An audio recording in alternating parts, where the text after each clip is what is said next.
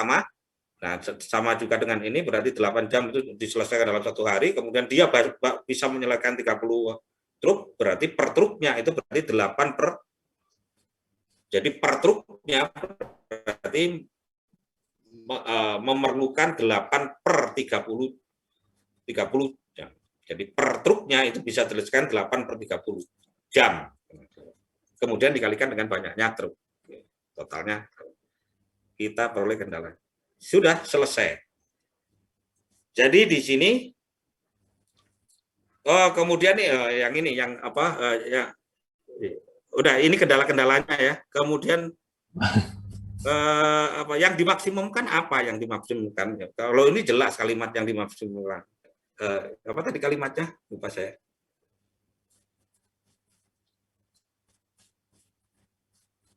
Keterbatasan.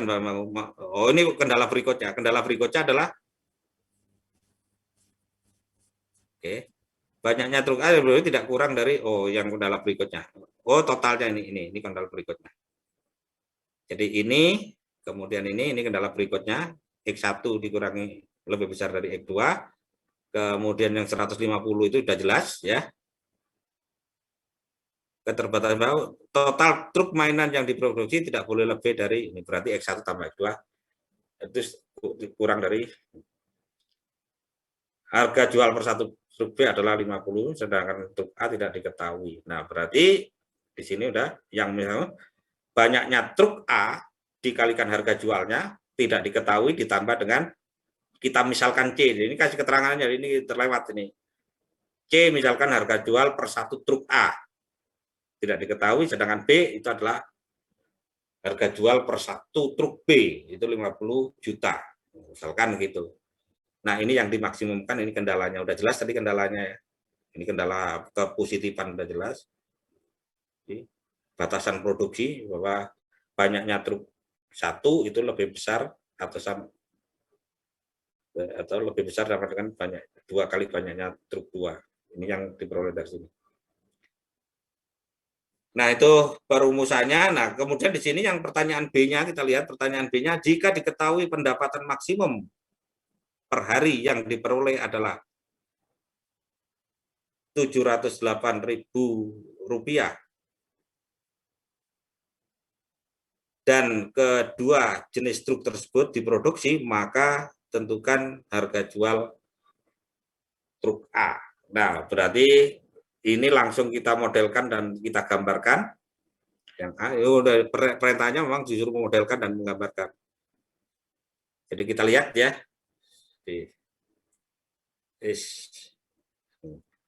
Jadi kalau kita lihat persamaan pertama yang ini sama dengan 8, itu berarti kalau kita gambarkan, jadi X, sumbu X-nya itu berarti 16, berarti ini sumbu Y-nya 24. Nah, ini ada gambar ini, dan daerah visibelnya di bawahnya, karena 0 memenuhi. Ketika ini 0 memenuhi di bawahnya. Kemudian yang ini, berarti gambarnya yang mana itu? Sumbu X-nya itu 60, berarti 60 mana? Nah, ini gambar ini. Kemudian sumbu Y-nya itu 30, berarti ini gambar yang ini. Daerah solusinya di bawah, juga 0 ke 0 memenuhi di sebelah sini. Kemudian yang berikutnya adalah, nah ini adalah garis ini, yaitu 0,0, yaitu apa? X sama dengan 2Y, ini kalau kita persamakan dalam bentuk sistem koordinat X sama dengan 2Y, berarti gambarnya ini, yaitu pasti melalui 0,0 karena tidak ada konstanta.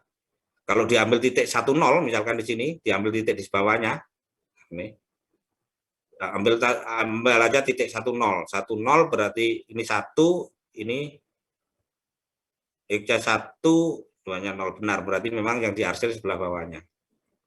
Jadi yang semuanya nih. Ini. Kemudian yang terakhir ini adalah yang paling besar ini.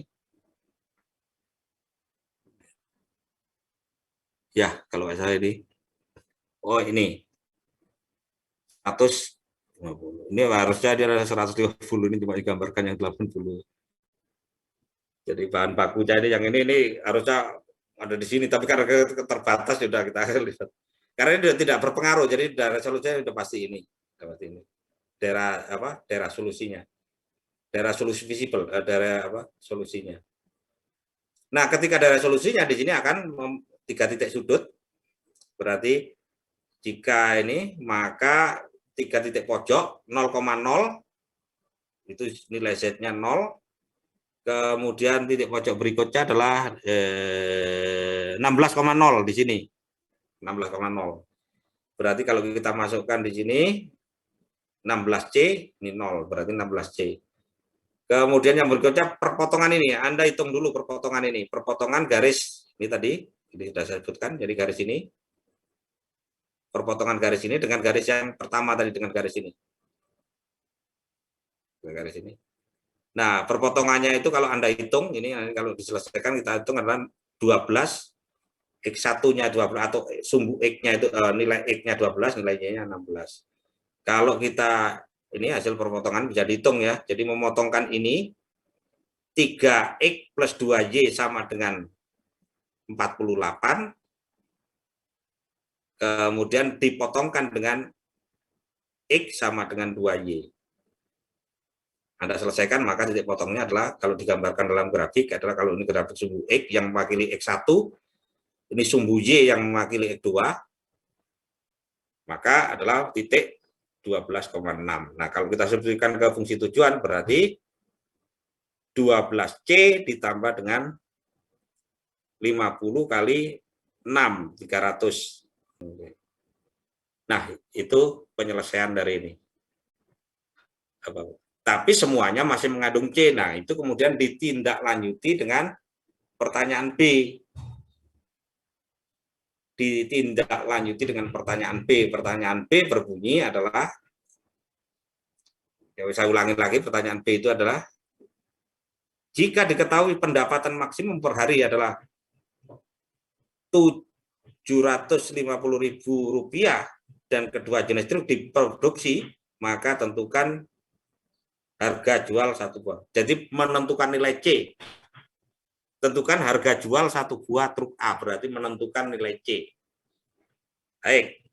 Nah ini, karena yang diketahui itu adalah maksimumnya, kalau diketahui maksimumnya 780, dan syaratnya adalah kedua truk diproduksi, berarti ini sama dengan 700.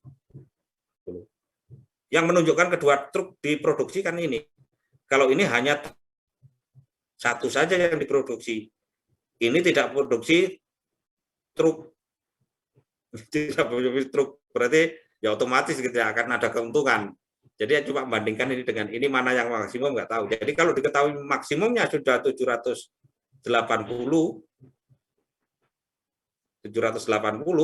otomatis berarti apa, dan di syarat keduanya itu adalah keduanya diproduksi, berarti ini 12 dan 16, maka ini yang terjadi. Ini sama dengan 780, maka ketemu C-nya sama dengan 40. Baik, itu apa pembahasan untuk tugas kelompok yang kedua.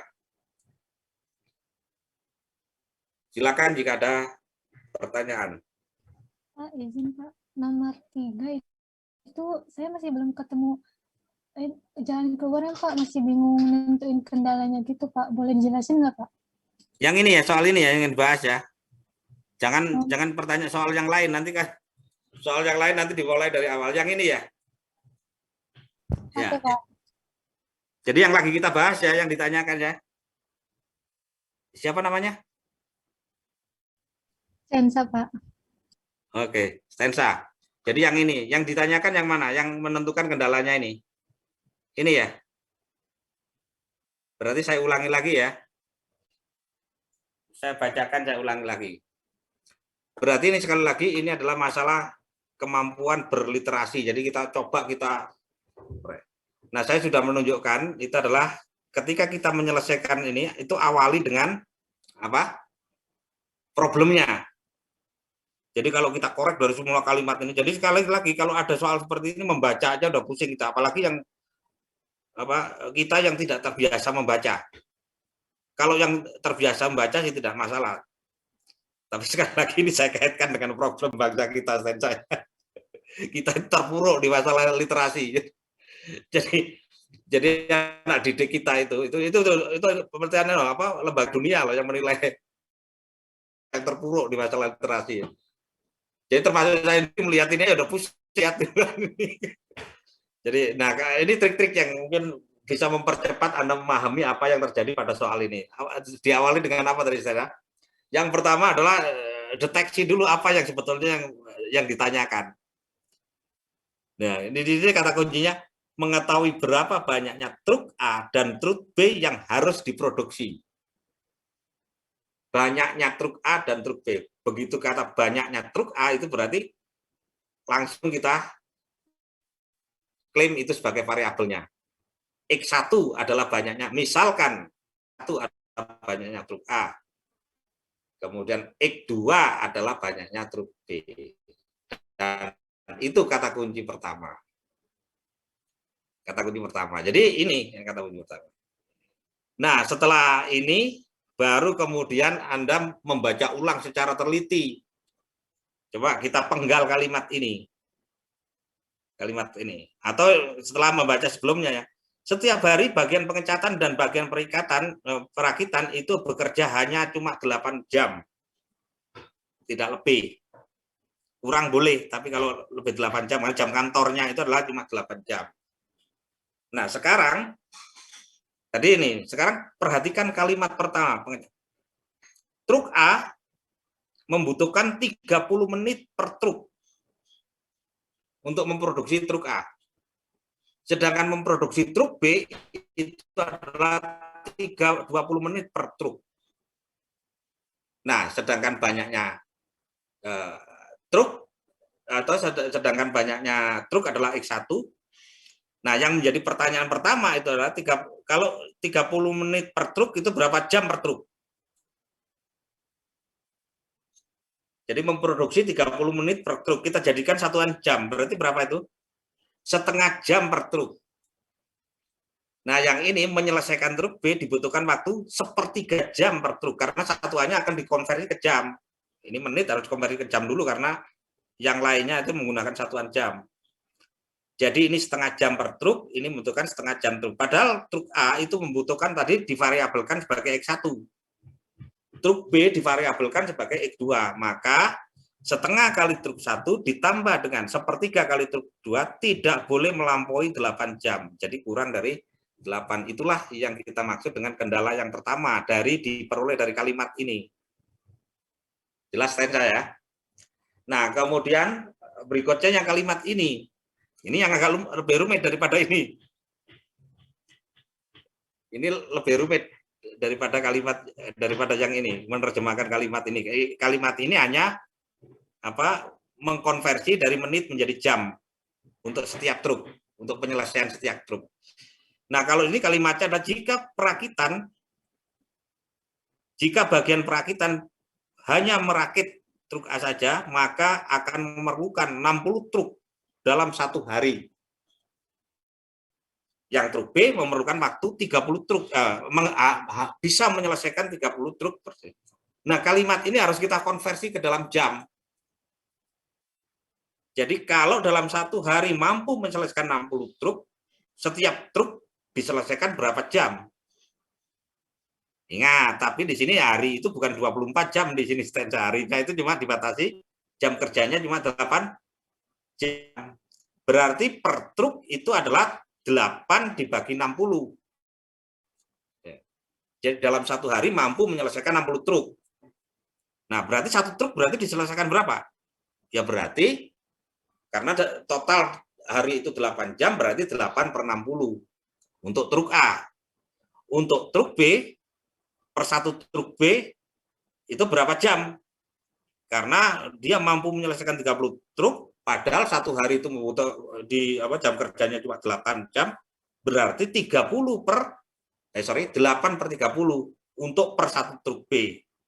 Nah, kalau di total, maka banyaknya truk A itu adalah X1, banyaknya truk B X2, maka berarti kita dapatkan persamaan berapa itu? 8/60 kali X1 ditambah dengan 30, nah, 8/30 kali X2, ingat 8 itu maknanya jam kerja, terus yang 30 itu maknanya adalah banyaknya truk yang diproduksi dalam jam kerja itu, berarti per truk. Nah, X1 menyatakan banyaknya variabel, maka kita dapatkan ini. Jadi kalau kita baca ini ya, 8/60 X1 ditambah 8/30 X2 itu tidak boleh lebih dari 8. Itu artinya apa? Ini adalah yang bawah ini adalah banyaknya truk yang diselesaikan dalam satu hari, padahal jam kerja dalam satu hari cuma 8 jam, maka penyelesaian per truk itu adalah 8/60 jam. Nah, sedangkan banyaknya truk itu adalah banyaknya truk yang diproduksi dalam satu hari adalah X1. Berarti ini penyelesaian per satu truk dikalikan X1, untuk truk A, ini penyelesaian satu truk B dikalikan X2 untuk yang truk B. Dan itu tidak boleh melampaui. Jadi ini banyaknya penyelesaian jam per satu truk A, banyaknya penyelesaian dalam satuan jam per satu truk B. Banyaknya jam ya untuk menyelesaikan truk jenis A, ini banyaknya jam untuk menyelesaikan per satu truk jenis B. Nah, sedangkan yang lainnya ini udah tenang. Nah, kalau ini maksimumkan ya udah otomatis maksimum. Berarti kalau maksimum kita memproduksi 2 truk A, truk B, banyaknya truk A X1, banyaknya truk B adalah X2. Banyak truk A adalah X1, banyak truk B adalah X2. Nah, harga jual truk B adalah 50. Jual truk B tidak diketahui ya, kita misalkan aja sebagai C atau mungkin sebagai apa U, terserah gitu. Jadi misalkan C adalah harga jual per truk A, per satu truk A. Maka ini udah jelas ini. Jadi harga jual per truk dikalikan banyaknya truk A, harga jual truk B dikalikan, dan itu adalah merupakan harga penjualan. Dan harga penjualan itu yang kita maksimumkan. Nah, kendalanya ini diperoleh dari sini sudah, kemudian ini diperoleh ini sudah, dan ini adalah kendala produksi bahwa banyaknya truk A itu adalah tidak boleh kurang dari 2 kali banyaknya truk B. Banyak truk B. Oh, ada di kalimat itu, Anda tidak baca ulang. Nah, ini adalah bahan bakunya tidak boleh melampaui 150. Berarti ya banyaknya truk A ditambah banyaknya truk B itu tidak boleh melampaui 150 dalam satu hari. Karena kalau ini kalau dia memproduksi lebih dari 150 maka kekurangan bahan baku dia. Ya itu kemudian kita dapatkan ini. Nah, ini kalau kita selesaikan karena cuma 2 variabel, Stensa, maka Anda bisa gambarkan ini. Beda dengan yang sebelumnya 3 variabel. Ini Anda kan tidak bisa menyelesaikan ini. Kalau ini bisa diselesaikan. Karena kita lagi mempelajari teori itu, dan di SMA juga sudah pernah. Di materi ini, di materi pertemuan ke-13 dan 14 itu sudah dipelajari ini, di pertemuan ke-13 ya. Jadi Anda bisa menyelesaikan ini digambar ini. Ini jadikan persamaan, digambar akan menghasilkan gambar ini. Kemudian yang ini akan menghasilkan gambar yang ini. Kalau nggak salah ini ya. Kemudian yang ini itu akan menghasilkan gambar ini. Kemudian diarsir yang beririsan. Yang terakhir itu gambar yang ini, walaupun ini nggak cocok gambarnya, ini harusnya 150, ini jauh di sini. Nah, ketika ini Anda sudah tahu penyelesaiannya itu kemungkinan ada 3 titik ini. Ada daerah resolusi, jadi kemungkinan penyelesaian optimumnya ada di titik 00, ini, titik ini. Nah, tentunya Anda harus mencari titik potong ini. Titik potong ini ketemu, yaitu dengan cara memotongkan atau menyelesaikan persamaan bersama antara persamaan ini dengan persamaan ini. Karena persamaan ini garisnya adalah ini. Persamaan itu garisnya ini, yang persamaan ini. Sedangkan persamaan yang pertama ini yang berdasarkan garis persamaan itu adalah yang ini. Cari titik potongnya ketemu 12,6. Metode SMP untuk mencari perpotongan 2 garis ya, perpotongan 2 garis. Nah, setelah itu maka kalau metode titik pojok maka Anda dapatkanlah tabel nilai fungsi objektif. Tapi di sini Anda tidak disuruh mencari nilai maksimum karena kita membutuhkan nilai C. Harga jual per satu truk A tidak diketahui di situ, sehingga jadi menyatakan sebentuk C. Jadi selama nilai C belum ada, maka Anda tidak bisa menyelesaikan, hanya bisa memodelkan saja pertanyaan A. Nah, kalau pertanyaan B dibalik, yang diketahui adalah nilai maksimumnya dan disyaratkan bahwa kedua truk diproduksi. Nah, kalau dari lihat tabel ini adalah yang kedua truk diproduksi adalah yang ini.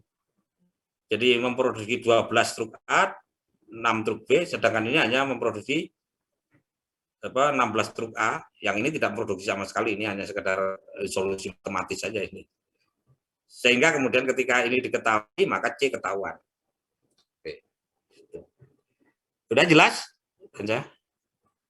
Baik, secara sama itu adalah ini penyelesaian-penyelesaian yang lain itu tidak mungkin diselesaikan dalam bentuk ini, sehingga kita tidak bisa untuk ini ya Anda coba aja nanti dengan apa yang saya jelaskan itu Anda bisa mempelajari yang lainnya. Baik, karena waktunya sudah selesai, maka kita ini.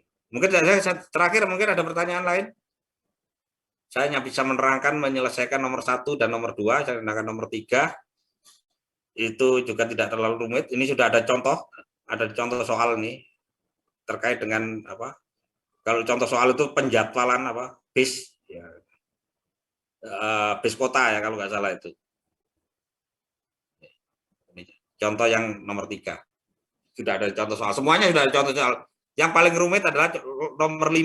Nomor 5 itu paling rumit, yang dapat nomor 3, nomor 5 itu. Ini karena ini mirip dengan pemodelan yang di pengolahan minyak mentah itu. Pengolahan minyak mentah yang nomor 5 itu. Paling rumit. Yang lainnya itu ya sudah ada dicontohkan. Mudah-mudahan Anda bisa menyelesaikan dengan baik. Baik, ada pertanyaan? Terakhir, sebelum saya tutup. Baik, kalau tidak ada, sekaligus saya tutup.